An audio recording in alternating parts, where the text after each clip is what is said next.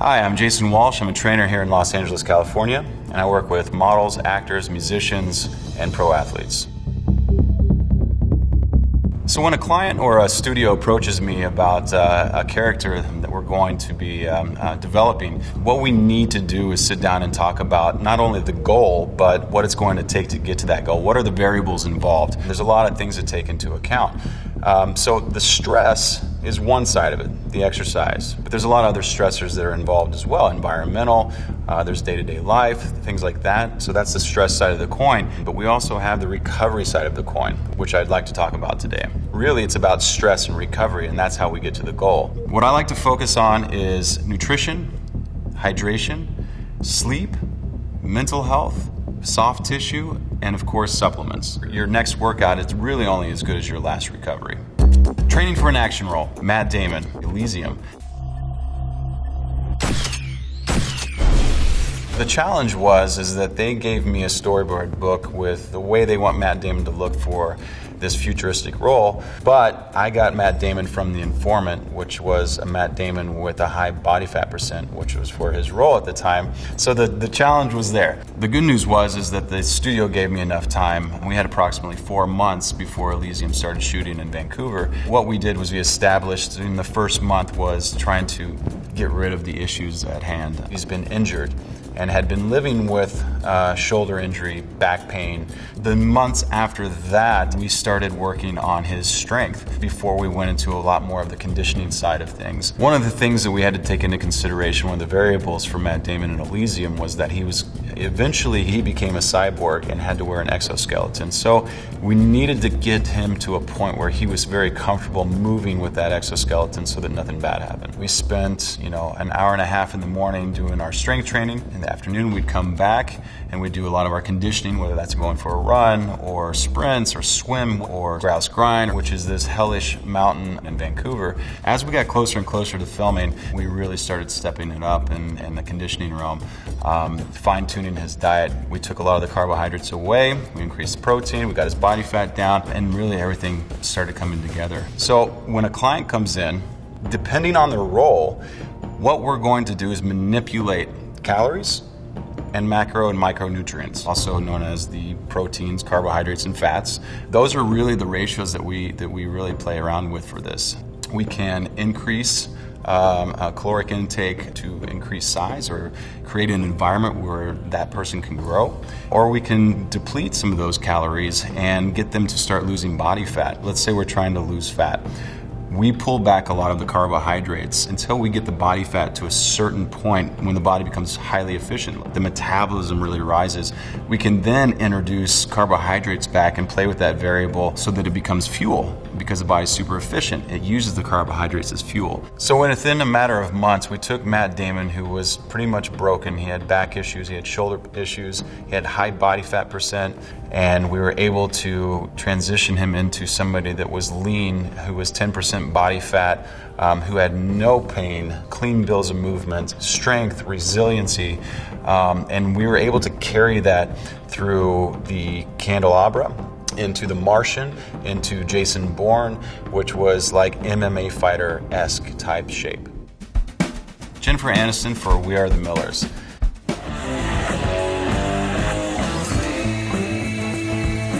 This was my first time that I got to train somebody for an exotic dancer, which was a lot of fun, especially because it's Jen Aniston. We wanted to, again, establish that foundation. There was some things missing. She had a little bit of a knee issue that we'd like to address. But then also being a dancer, we want to make sure that the mobility is there to make the moves that are needed for the role. The hip thrust is one of those essential exercises that we like to do, and I did with Jennifer Aniston because of the issue that she had with her knee. For Jen's workouts, we wanted to implement unilateral exercises. One of the best ones that we have is the single leg hip thrust. The reason why we're doing that is so that we can establish hip strength and keep stability in that hip so that it keeps a lot of that play out of the knee. Since she was pretty much in shape for this, The refinement is that we just added a couple more days, so she ended up coming in 5 days a week, 2 months prior to shooting. We only needed an hour, hour and a half. We did a lot of soft tissue work with her. When I'm talking about soft tissue, I'm talking about the different layers of the muscle and the connective tissue to the joints. People think that they have to wear, a tendon brace or something like that, and it's usually just a soft tissue issue. I use blunt objects like a foam roller, like on a daily use, to hit most of the major muscles, the big muscles. Or sometimes I'll use a Theragun, which is a little more detailed to get into those trigger points.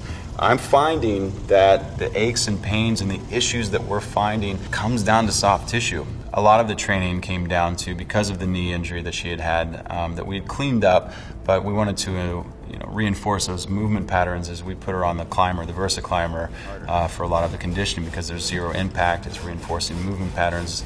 Jen's a great client. She knows what she's doing. She knows about the diet and the nutrition, the recovery side of things. So I kind of just left that into her hands. I feel like, less information, the better response I'm usually going to get from the client. Firefighter role, Miles Teller and Only the Brave.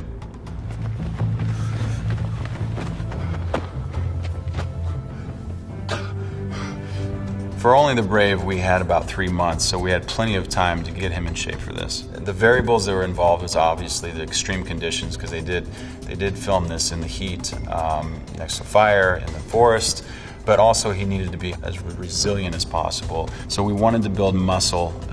One of his favorite exercises was the deadlift. We used a trap bar deadlift, and I think we got over 400 pounds. It is absolutely one of the best bang for your buck exercises, as it utilizes everything in the body.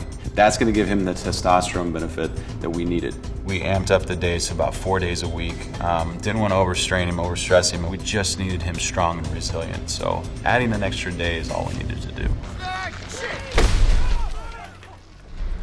Holy shit! What we wanted to do is really build muscle, which meant that we wanted to go ahead and supplement a little bit more than we would just during normal training. I use and highly advocate protein supplementation. Protein is essentially the building blocks of muscle. We want to recover, we want to put muscle on. Protein is essential. The next variable is hydration. Without proper hydration, the body doesn't work right. If you don't have the hydration, you're not going to get the results. A lot of times it's actually very hard for the brain to differentiate between hunger and thirst. A lot of times you're just dehydrated when you're fatigued. Drink some water. Chloë Grace Moretz, Shadow in the Clouds, fighter pilot. I recently started training Chloë. She's a young lady that had trained before. She did Kick-Ass, where she actually did get injured. She really messed her knee up in Kick-Ass doing some of the stunt work. So when Chloë came in, we were able to really kind of establish that foundational strength and clean up the knee, which was great, because then she got the green light for this movie about 3 months prior, which is exactly the amount of time that I like to prep people for movies. We also have somebody that is in fashion and doesn't want to bulk up. I had the typical kind of story from her was, I want to get stronger, but I don't want to bulk up. Strength training doesn't necessarily equate to muscle size, all right? That's bodybuilding, and that's a way of manipulating strength training for that kind of aesthetic look.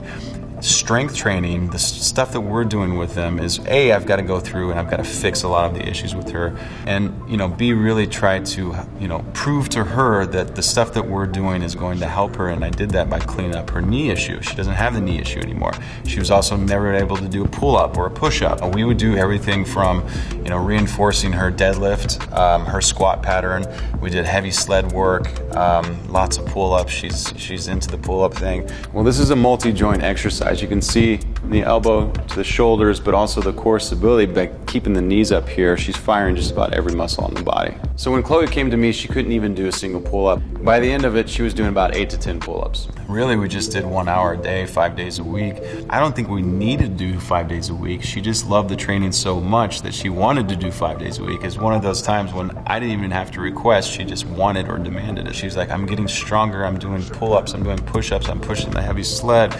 I'm doing deadlifts, things that I've never done before. My knee doesn't hurt. I feel great, and I'm getting smaller. And it was amazing to watch this girl just like her brain explode. I think Chloë is very excited to try the stunt work. I know that there was a scene where she was falling out of the cockpit, and she actually had to pull herself back into this cockpit that's flying through the air. And I can hear everybody in the background in just complete awe that this young woman was able to fully pull herself back into a cockpit. It was pretty exciting. Jimmy Chen, free solo. Mountaineer, director, photographer. Jimmy Chen is one of my best friends, and he pretty much exemplifies what extreme sports is about. Extreme conditions, extreme types of movements.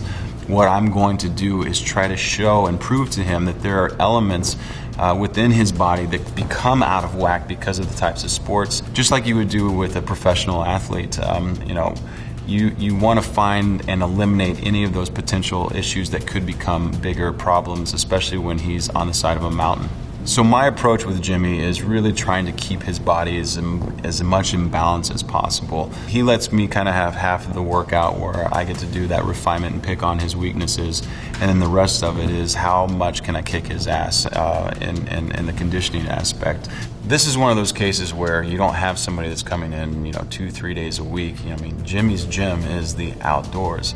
We're talking about a guy that'll go out and he'll run 30 miles in high altitude. Usually what I'm trying to do is put some different types of stress on his body than he's used to. Usually that incorporates some sort of weight. Again, he wants extreme. He wants conditioning, he wants strength. This is the machine that's going to give us everything we want right here. Anything I can do to kind of torture him, he wants it. He asks for it. So I get to have a lot of fun with that. One of the key elements for someone that's on the go in extreme conditions all the time is recovery. Sleep is the next element that I want to talk about. And remember, we're talking about recovery, so it kind of goes hand in hand. The better sleep we can get, the more high quality sleep we can get, the more results you're going to get in the gym. The next element I want to talk about is mental health. And I think that this is one of the most overlooked and undervalued subjects that should be addressed. You train the body, you should also train the mind. Science has really proven that working out increases the feel-good hormones, right? Which is going to affect mental state and vice versa. So if your mental state is even better, you're going to come in, you're going to have a better workout, you're going to increase those endorphins. It's really a win-win situation.